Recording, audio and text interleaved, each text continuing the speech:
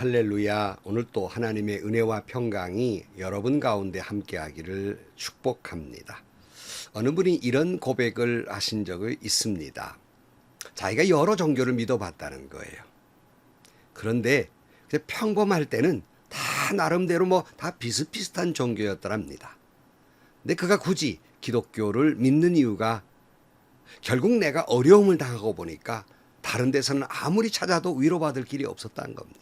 오직 기독교만이 자기가 위로가 되어서 결국 자기는 예수를 믿노라 하는 고백을 들은 적이 있습니다. 성도 여러분, 모든 사람은 위로받기를 원하지요.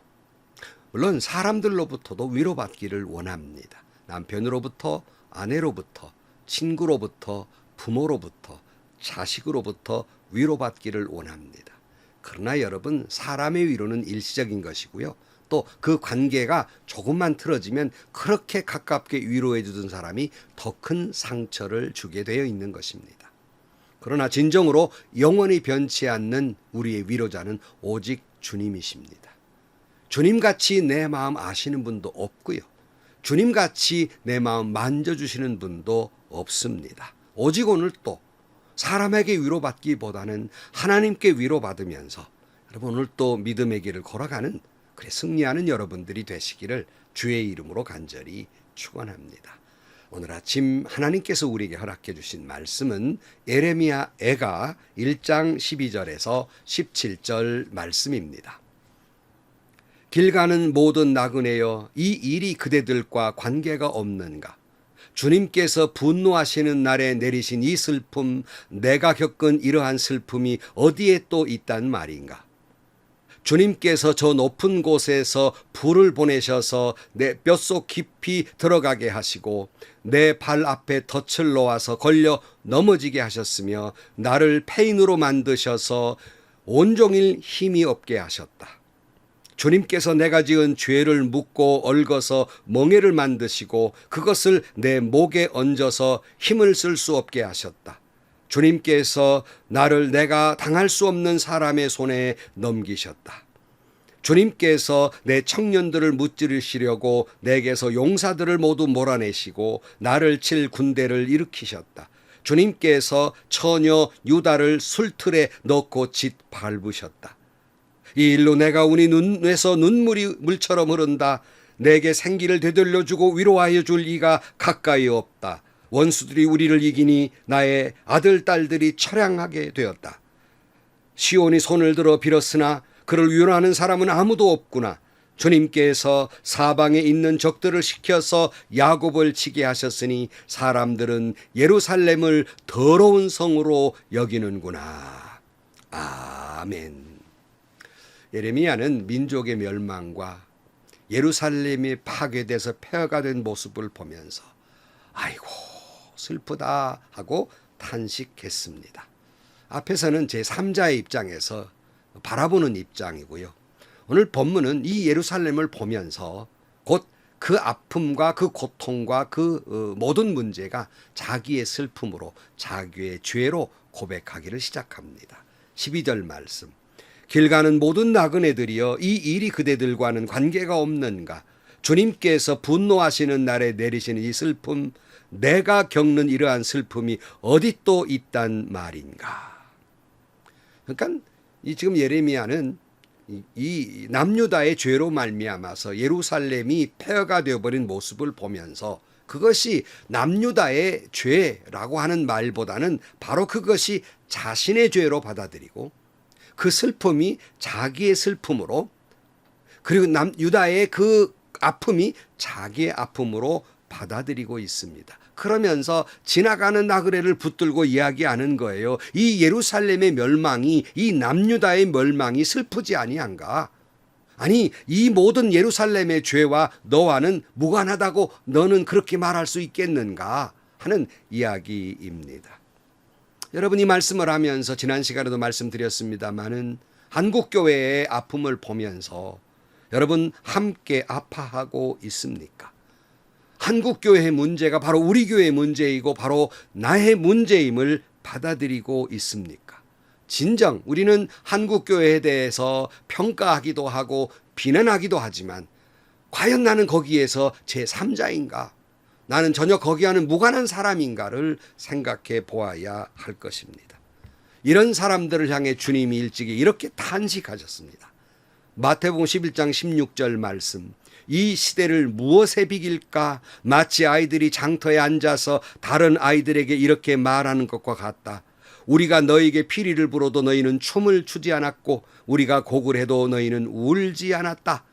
전혀 영적으로 무감각해버리고 만 것이, 아무리 경고의 말을 해도 그냥 우리 교인 수만 많으면 되고 그냥 예산 잘 나오면 되는 거지 뭐가 문제냐 이렇게 생각을 해요. 사실은 속으로 무너져가고 있음에 대해서 전혀 감각이 없는 겁니다. 아무리 여기에 대해서 아파해도 같이 아파할 줄을 몰라요. 아무리 이것 때문에 한국교회를 놓고 눈물 흘려도 함께 울어주지 아니합니다. 주님은 이런 한국교회를 놓고 통곡을 하십니다. 마태복음 23장 35절 말씀에 내가 진정으로 너에게 말한다. 이 일의 책임은 다 이 세대에 돌아갈 것이다. 예루살렘아 예루살렘아 내가 내게 보낸 예언자들을 죽이고 돌로 치는구나. 암탉이 병아리를 날개 아래 품듯이 내가 몇 번이나 내 자녀들을 모아 품으려 하였더냐. 그러나 너희는 원하지 않았다. 보아라 너희 집은 버림을 받아서 황폐하게 될 것이다. 예수님이 예루살렘의 성의 무너짐을 보고서 통곡하는 것이 나와는 무관한 것입니까? 한국교회와는 무관한 이야기입니까? 남의 집 이야기입니까? 예레미야는 뼛속 깊이 이 슬픔을 고통을 겪고 있습니다. 13절 말씀.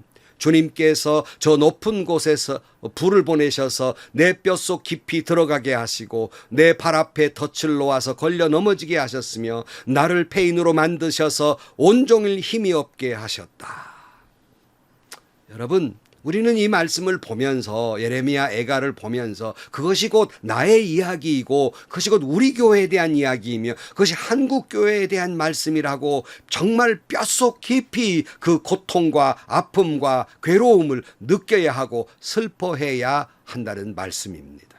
마치 윤동주 시인의 서시처럼 죽는 날까지 하늘을 우러러 한 점 부끄러움이 없기를 잎새이는 바람에도 나는 괴로워했다라고 말한 대로 윤동주 시인은 그저 부는 바람 속에서도 너무 괴로워 그 죄 때문에 괴로워했는데 그러나 하나님께서 말씀을 통해서 고함을 치고 확성기를 대놓고 말씀을 해도 당시 남유다 사람들이 전혀 느끼지 못한 것처럼 한국 교회가 전혀 느끼지 못하고 괴로워하고 있는 것은 아닙니까? 너무나도 당당하게 영적인 무감각을 자랑하고 있는 것은 아닙니까? 예레미야는 이 모든 아픔과 고통은 자신의 죄 때문이라고 고백합니다. 14절 말씀. 주님께서 내가 지은 죄를 묻고 얽어서 멍에를 만드시고 그것을 내 목에 얹어서 힘을 쓸 수 없게 하셨다. 주님께서 나를 내가 당할 수 없는 사람의 손에 넘기셨다. 그러니까 예레미야는 남유다의 그 죄, 예루살렘의 멸망이 그냥 민족의 죄다 이렇게 말하지 않고 나의 죄 때문이다 라고 고백합니다. 그 죄를 하나님께서 얽어서 그 목에다 멍에로 얹혀 놓았기 때문에 꼼짝할 수 없노라고 말합니다. 그리고 여기에 끌려다니는 자신의 모습을 그리고 있는 것이 옳시다. 꼼짝달싹 못하고 죄 때문에 끌려다니는 이 처절한 모습. 오늘 우리의 모습은 아닐까요? 이 고백이 어디 예레미야의 모습 뿐이겠습니까? 이것이 저 자신의 모습이고 이것이 우리 모두의 모습이며 이것이 한국교회의 모습은 아닙니까?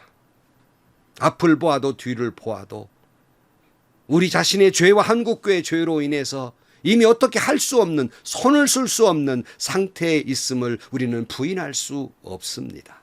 15절 말씀. 주님께서 내 청년들을 무찌르시려고 내게서 용사들을 모두 몰아내시고 나를 칠 군대를 일으키셨다. 주님께서 처녀 유다를 술틀에 놓고 짓밟으셨다. 그 결과로 유다를 마치 술틀에 넣고 짓밟는 포도와 같이 그렇게 심판을 내릴 수밖에 없다는 겁니다. 그러니 예레미야는 그저 눈물만 흘릴 수밖에, 눈물이 막 물처럼 흐른다고 말합니다. 16절, 이 일로 내가 우니 눈에서 눈물이 물처럼 흐른다. 내게 생기를 되돌려주고 위로하고 줄 이가 가까이 없다. 원수들이 우리를 이기니 나의 아들 딸들이 처량하게 되었다. 시온이 손을 들어 빌었으나 그를 위로하는 사람 아무도 없구나. 주님께서 사방에 있는 적들을 시켜서 야곱을 치게 하셨으니 사람들은 예루살렘을 더러운 성으로 여기는구나.